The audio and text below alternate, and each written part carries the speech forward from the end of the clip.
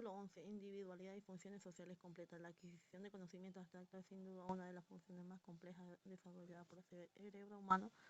Aprender en el colegio, en la universidad o simplemente aprender atendiendo una conferencia un día cualquiera en una parte es una tarea muy complicada que requiere tiempo atencional. Atender una clase requiere atar ese tiempo a la clase e ir realizando conexiones de la relación de lo aprendido y depositarla todo ordenadamente en la memoria junto a esto hay algunos otros requerimientos como soporte emocional que de alguna manera quizá de modo adelantado e inconsciente permite esperar un aplauso o reconocimiento por aquello que se le ha aprendido, sea sobre lo no escuchado en la clase, el éxito en los exámenes, el éxito social o desde luego los niños el aplauso de los padres. Cuando al regresar a casa traen dibujo o la acción realizada les cuentan todos los aconteceres de ese día en el colegio. Estas funciones son difíciles pues requieren no solo la evaluación del proceso de aprendizaje y memoria, sino también la inhibición mental de todos aquellos pensamientos y emociones que saltan constantemente a la mente y distraen. De hecho, eso se estima para una buena concentración atencional. Tenemos que de modo temporal inhibir el 99% de todo aquello que normalmente pensamos o entra en nuestro cerebro. Solo prestar atención al 1% de ello y así de ese 1% cambia por la circunstancia, pues bien estos procesos inhibitarios de tanta importancia en cualquier función ejecutiva deciden sobre todo los circuitos neuronales de la corteza prefrontal y como ya hemos señalado su de modo más formal más esas funciones complejas se han definido como aquellas capacidades que permiten a una persona llevar a cabo con éxito una conducta con propósito determinado y esto es lo que sucede máximamente en los adultos. En ellos estas funciones se expresan en planificar, perseguir el objetivo concreto y esto lleva implícito el desarrollo de conductas en las que participan el control emocional, la aceptación de valores y respeto a las normas y en definitiva realizar con éxito una conducta social correcta. Por eso estas funciones se conocen también como funciones de autocontrol o control cognitivo de uno mismo. Es decir, en esencia son conductas que refieren a toda aquella actividad cerebral que implica lo que entendamos por ética. Hoy sabemos que en gran medida todo aquello depende de recibir una sólida educación de funcionamiento correcto de diferentes áreas de corteza prefrontal. Precisamente por eso una buena educación de un mismo nacimiento y que ya es preciso y se esfuerce en el colegio puede predecir cualidades intelectuales, morales de un niño para cuando sea adulto. Esto es predecir posible éxito o fracaso social de ese niño. Como acabo de señalar, el desarrollo de estas funciones de conductas complejas, aun cuando bien pudieran tener una predisposición marcada genéticamente en algunos niños, se aprende ya en los primeros años del entorno familiar y desde luego después en el colegio dejan que les ponga un ejemplo sencillo que revela cómo la capacidad de autocontrol que es predictiva ya existe en niños y habla de su posible éxito social futuro a un grupo de niños a los que se les dijo que podía coger caramelos del montón que se puso a su alcance. Se les dieron dos posibilidades, una que podían coger caramelos de inmediato, otras si eran pacientes y guardaban que volviera el profesor que iba a salir de clase podría coger dos caramelos en vez de uno. Unos niños de la mayoría preferían coger el caramelo de inmediato. Otros, la minoría guardaron el regreso del profesor, en cuyo caso obtuvieron los dos caramelos prometidos. Quizás lo más interesante de este estudio fue que años más tarde, cuando estos niños se hicieron adultos, se analizó su personalidad y se encontró que el grupo que habían escogido la recompensa inmediata, un caramelo, era más impulsivo y viscerales que los que prefirieron esperar dos caramelos, que era más tranquilo, pensativo, calculador. Existen otros estudios que refuerzan cuanto acabo de señalar, por ejemplo, de que siguió mi personas de nacimiento hasta los 32 años. Se mostró que los niños cuyos padres maestros clasificados ya entonces poseer un buen autocontrol los resultados ser los que en porcentajes menos abandonaron los estudios en la escuela secundaria.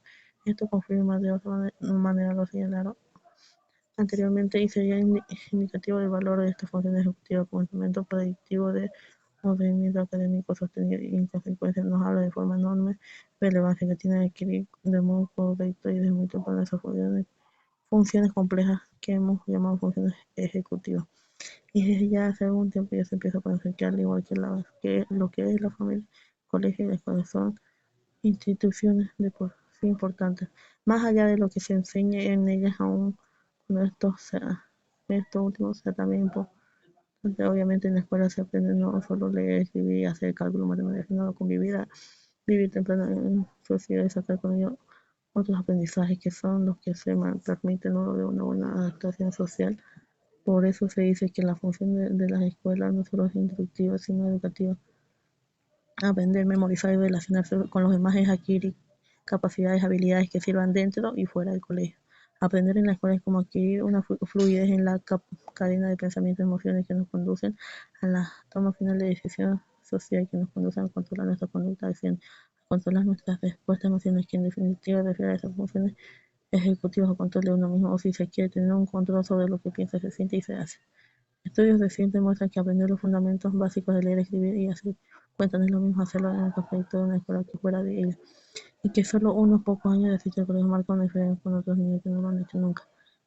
Aún habiendo aprendido a leer, escribir, hacer matemáticas en casa con la madre o con maestra particular, parece muy claro que aquellos aspectos básicos de la conducta como la memoria, el trabajo, la inhibición de la impulsividad y el cambio constante del foco atencional, así como la toma de decisiones y la solución de problemas nuevos, se potencia de modo significativo con la exposición de los niños a una educación formal, maestros, otros niños, reglas de comportamiento, de manera que el niño se convierte así en una institución con un ambiente especial independiente que de alguna forma se separa del propio proceso de aprendizaje, aunque tiene efectos neurocognitivos en el niño. A todo lo dicho se añade que en el colegio se aprende a planificar, organizar, clasificar conocimientos en cooperación con los demás.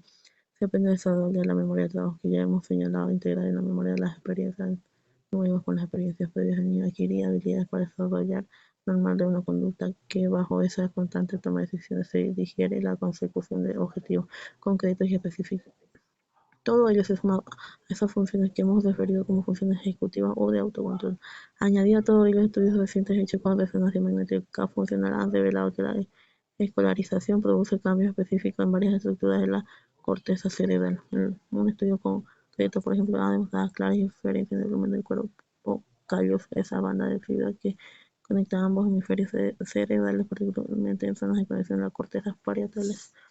De modo que la escolarización de este producto de la llamada revolución cultural postindustrial ha dado lugar a fenómenos positivos sin precedentes para el desarrollo cognitivo de los niños. Hoy sabemos que estas capacidades ejecutivas tienen pico de desarrollo en los niños de hasta los 6 u 8 años, un periodo generalmente marcado por la transición entre la entrada en el colegio de enseñanza preescolar y en el seno de las familias de enseñanza ya regladas, periodo y colegio, como ya hemos visto, que permite detectar capacidades y déficits en el desarrollo de estas funciones complejas.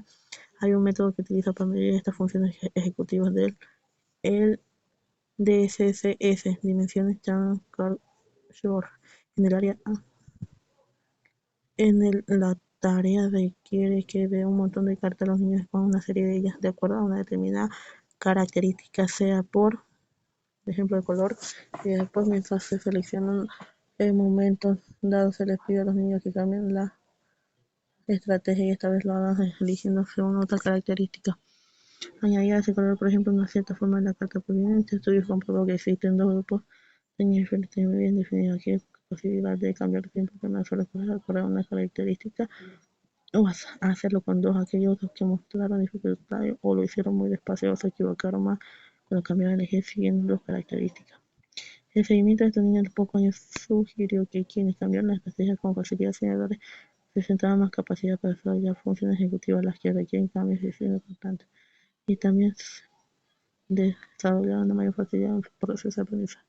Entre estos últimos niños se quedaron más lentos y mostraban más deficiencias en el desarrollo de tareas ejecutivas. Se ha especulado que estos hallazgos podrían conocer diseñar tratamientos conductores tempranos para mejorar la destreza en estos niños. Otro estudio interesante que indirectamente ilustra los efectos de educación emocional e interacción los niños en el colegio es el que hizo con niños de 8 años que estaban internados en el orfanato Bucarest, Rumania. Este estudio contó con dos grupos de niños. Al primero de ellos se le puso un programa de ayuda emocional intensa, afecto y empatía.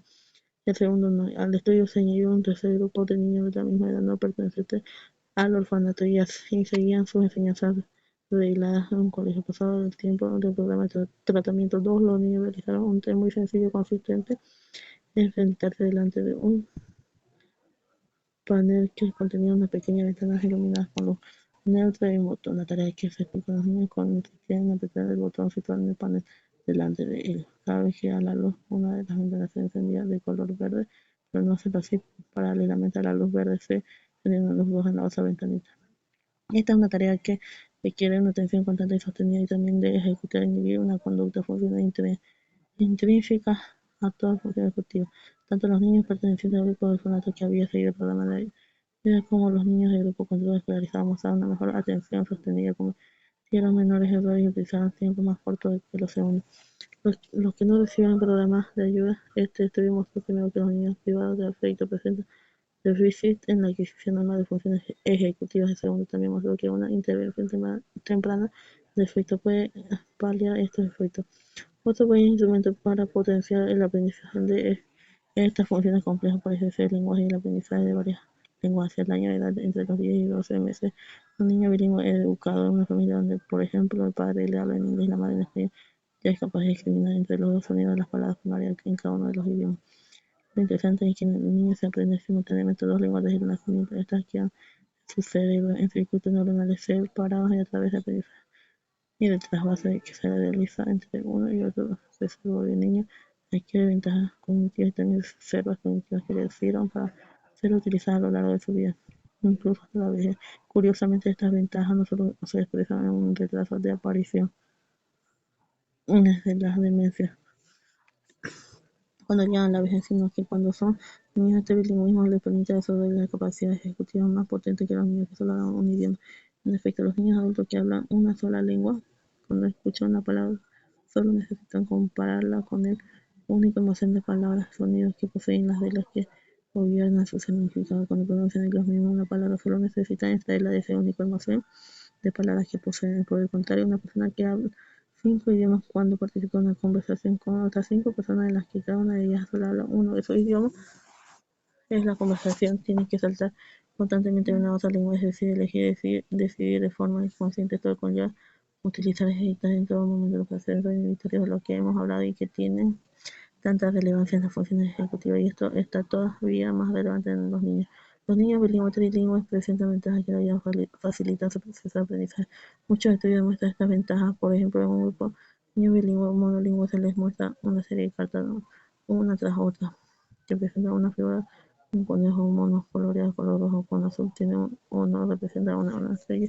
Si la carta se les enseña tiene estrella, los niños deben escoger diferencia las cartas por color rojo o azul. Si la carta no tiene estrella, deben escoger diferencia las cartas por la figura mono. Con el estudio demuestra que todos los niños, tanto los monolingües como los bilingües, obtienen los mismos resultados, y esa regla se mantiene durante el experimento. Por ejemplo, escoger por el color si la carta tiene una estrella, pero si las reglas cambian, por ejemplo, escoger lo mismo, pero cambiando el significado de la estrella, de modo que ahora con la estrella deben escoger por el dibujo y sin estrella por el color. Los bilingües lo hacen mucho mejor y cometen menos errores, es decir, ante la toma de decisiones espontáneas con las consecuentes inhibición de otros. Los niños bilingües demuestran que son más eficientes. Hoy piensa que estas capacidades se extienden a todo proceso cognitivo que requieren las funciones ejecutivas en general, es decir, que en la vida real las personas que hablan varios idiomas toman decisiones más rápidamente y con menos errores de los que las monolingües. Sin duda que todo esto conforma el modo decisivo de la construcción individual personal diferenciada de cada uno.